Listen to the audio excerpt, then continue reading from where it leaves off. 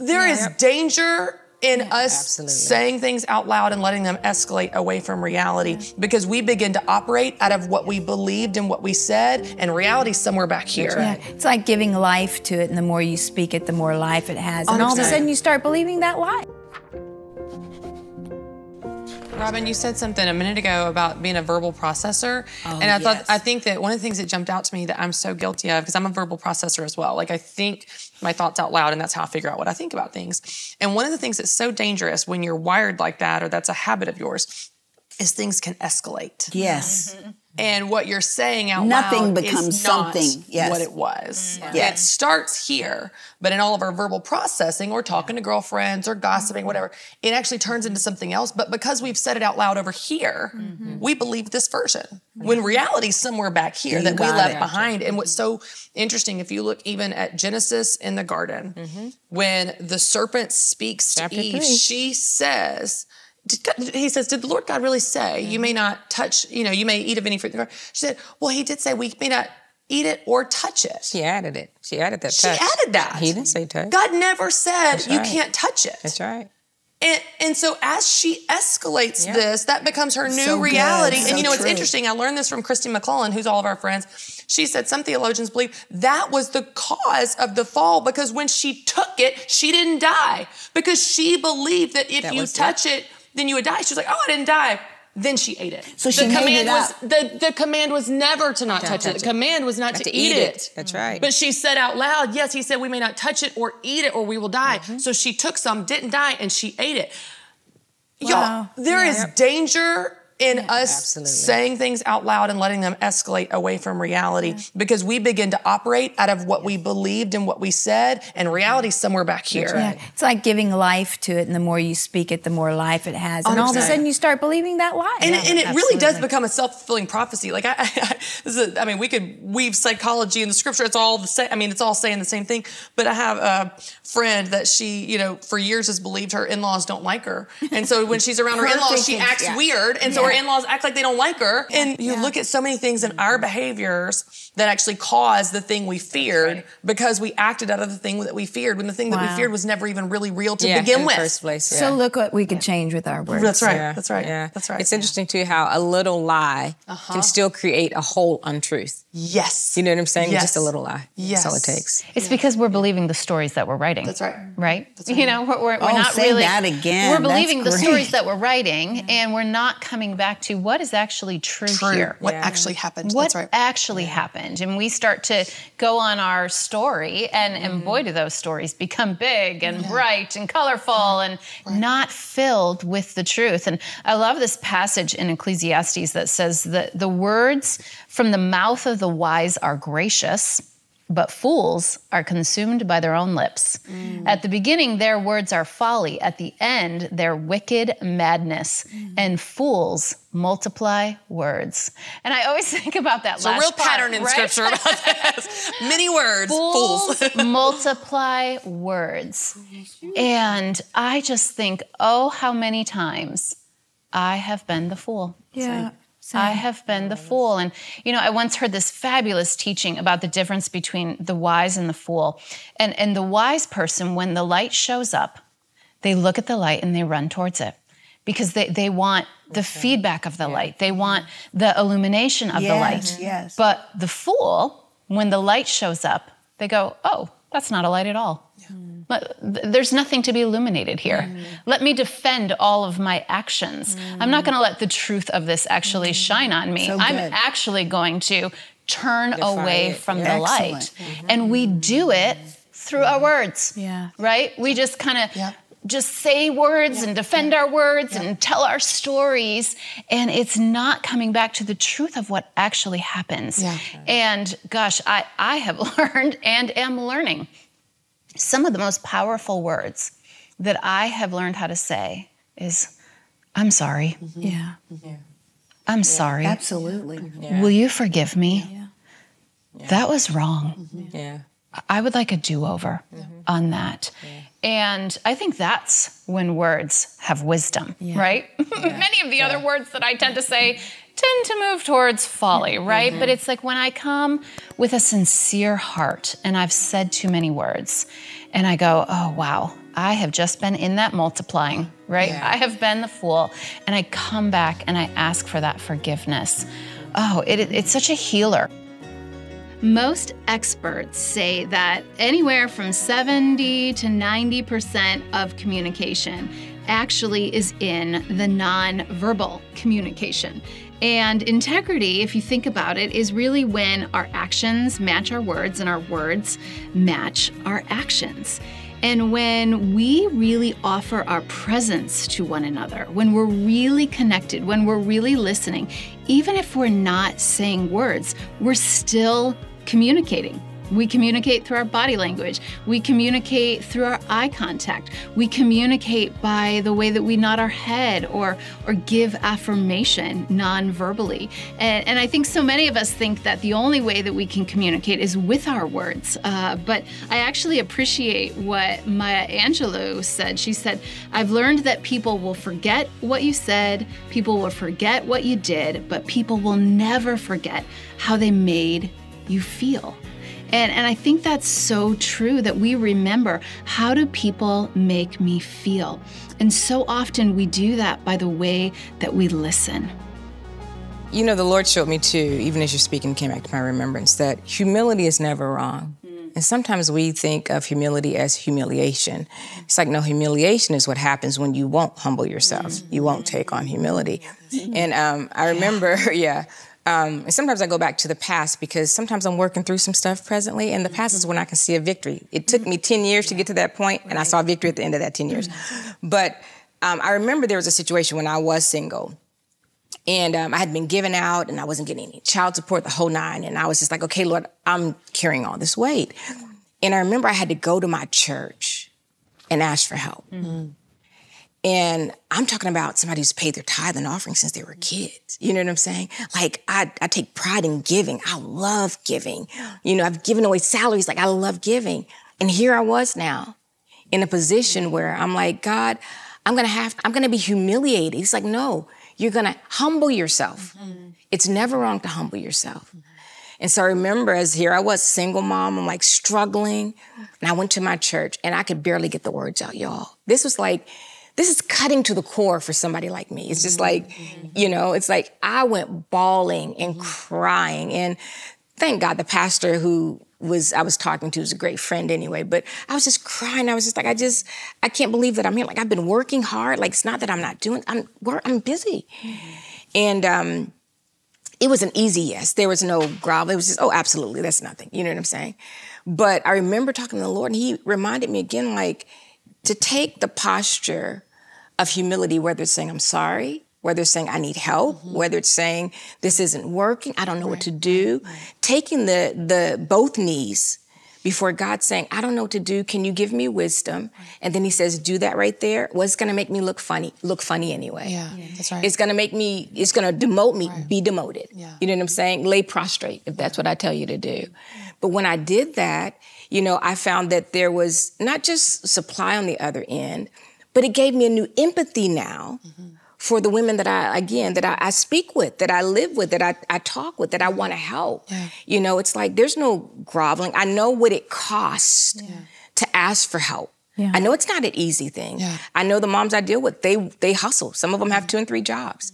You know what I'm saying? And I say, are you good? Yes, ma'am, I'm good. No, are you really good? Well, I'm negative in my bank account. My car's not working, and my kids don't have diapers. And now they're telling, and it costs to say something. Yeah. So my point is, the humility that I had to exert, which I thought for a second was humiliation, wasn't humiliation, you know, actually taught me on the other end how to be a lot more empathetic and compassionate towards someone else. And wisdom said, go down low, not pretending that everything is hunky-dory. Go down low, you know, and so. Which is so hard for anyone to do. I think it's so hard when you want to be self-sufficient, you want to be, it's not even like a negative pride, it's just, you want to take care of yourself, you want to provide. You know, when you were telling that story, it made me think of in the spring when we were first getting all the reports and stuff on my son, there was one day that my mom called me. And so this was a few weeks of just really concentrated, not just exhausted, just fear, a lot of fears of what was going on, what the future held, all that. And she called me, she's like, hey, how's it going?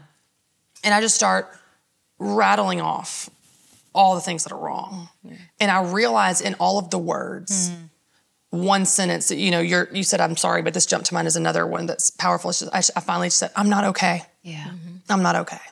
And it's the asking for help. It's the humility, the awareness, all of that to go, I need help. I need to talk to someone. I feel like I've been carrying the weight of the world on my shoulders. And I think sometimes as women, we just carry the weight of the world on our shoulders, and we will talk through it, talk out of it, talk ourselves, we will talk all around it. And sometimes where we just need to end up is, I'm sorry, or I'm not okay, or I need help. Sometimes it's the fewest words that actually are the breakthrough. There you go. The words, all the talking, all the venting, all the complaining, all the girlfriends, all that, like it may feel good for a second and feel therapeutic, but what you really need is something else. You need a deeper healing. You need help. You need a breakthrough. You need a bill paid. You need whatever it is. And that doesn't come from talking in circles. It comes from admitting your weakness. And saying, I'm not one another's burdens. Yeah. And it's not important to always tell everything you know. That's the truth. Yes. That to be a person who is a confidence bearer, or to maybe have info but to not be volunteering it. You can be in a moment where the conversation, and of course it's always right to do the right thing. And what is it your mother said? My mother, if you can't say something nice, don't say anything at all. And that's always a good life hack, a good rule. But sometimes there's even that temptation that you just have to tell the piece that you think you know. And I've learned that what we do, and that's where the verse talking about the idea that when you speak up, you make it very clear that you don't know what you're talking about. It'd be better if you had been silent. And the idea there is that sometimes we have a little bit of information, so we think we need to speak it out when in fact it is maybe irrelevant or it's damaging. And to not think that somehow this knowledge or this tidbit or I know about her or whatever it is that we all of a sudden just have to, we as women especially have a tendency, I'm thinking about your mom calling, I'm thinking about my sisters, they call, there's that part of us that we just have to say it. And that's where the downfall comes. Because if we would hold the confidence, if we would give it just a moment, like you're talking about pausing, sometimes that information we have changes its complexion. And what we thought it was and what it really is are two things that are far, far apart. And later we would discover, oh, if I hadn't have blabbed all that, maybe I would have discovered more. And really where this is leading me is that how much and how often do we cut off our own blessing, our own opportunity, because somebody sitting right in front of us maybe has the complete answer and I'm just blowing it. We have lots of employees, and last couple months ago, I had one young woman, and, she's trying to do her best. She's an amazing young woman and lots of good things about her. And she was sitting in this meeting, and I'm not her supervisor. She has a couple of supervisors who she likes to give her opinion to the supervisors. So they had let me know, So I had said, why don't you just come visit Grandma Robyn and we'll just have a little chat, and I'm going to try to encourage her.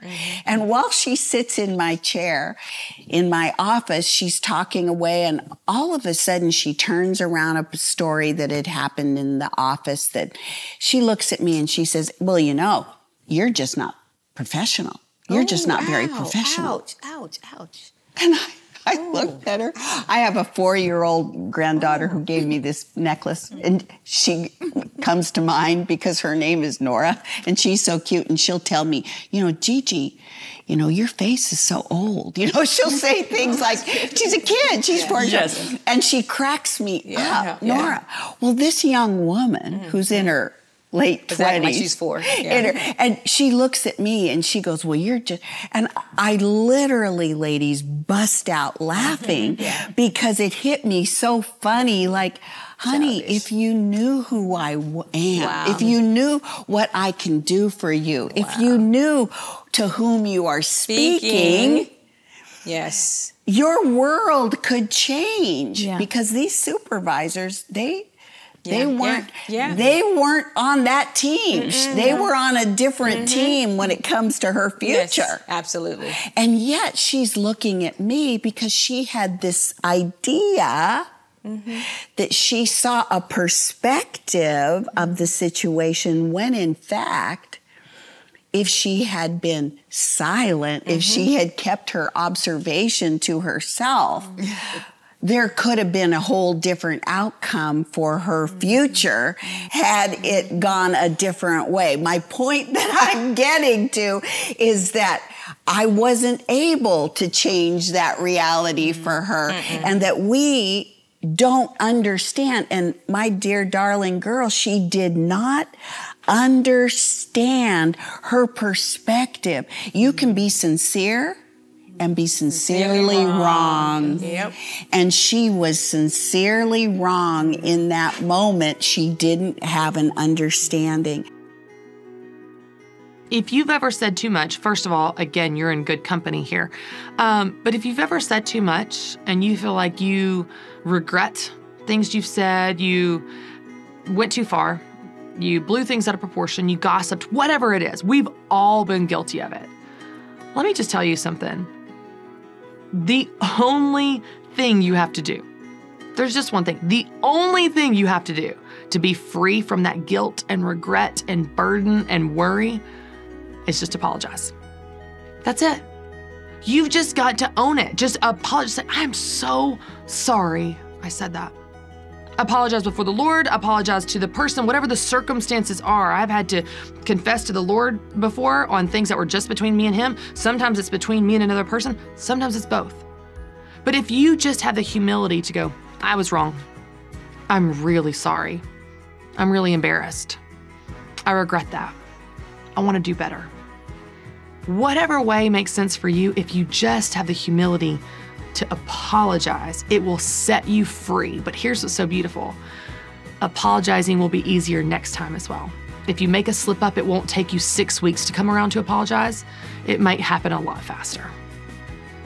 And so as women, we have a tendency to kind of go, well, I got something to say, and speak it out when in fact, that cuts off that future. And I can think of Robyn knowing a lot, interpressing people.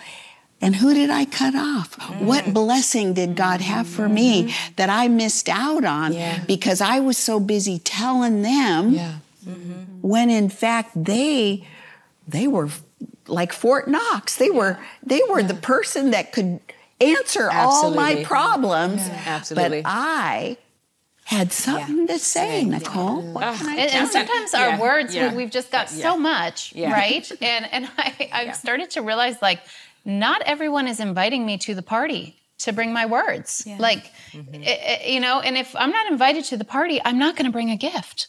And sometimes I think that, you know, I want to give you this feedback, or I want to tell you this truth, or I want to tell. And if you're not invited to their party, perhaps don't bring a gift. Just learn how to tame that tongue, right? Learn how to keep those thoughts to yourself. Not everyone needs to hear every thought that's running through your mind, because we've got about 60 to 80,000 thoughts in a day, right? That's a lot of thinking. And if every one of them gets translated into words for somebody, it isn't of service. I think that's why the scriptures speak about taming our tongue, because it can cause so much harm. It can cause so much harm to us. A friend that was that we all know and love, and someone came up and said something really ugly to him, and he walked away, and he got in the car, and his wife said, "Why didn't you say something to them?" He said, "Because it's not my call to figure everybody out and to help everybody out." That's you know, good. it's not my calling. That's good. My husband is a really quiet personality. He's more of an introvert, and he's also very, very knowledgeable. Like I keep telling him, please go on a trivia show and like win us $1 million because he just knows facts about everything, you know, and he retains it so well, which is always impressive. And I have been in multiple situations with him where someone says something that is just factually wrong. It could be about a sports team, about history, it doesn't matter. And I know that it's wrong, and I know that he knows that it's wrong, and he doesn't say a word. Yeah. And I do the same thing. I'm like, how could you? Like, is it like an itch you just gotta scratch? Like, just tell him. And he's like, no, I'm good. And it's that confidence. He has this confidence that like, he doesn't have to right every wrong, put everyone in their place, have the last word. Like, he is definitely a man of few words. But it's such wisdom in that. And I've learned by watching him and trying to emulate that, where it's the pause and it's like, okay, this isn't my fight to fight. This isn't, I love how you said, is this necessary? It's not necessary, you know?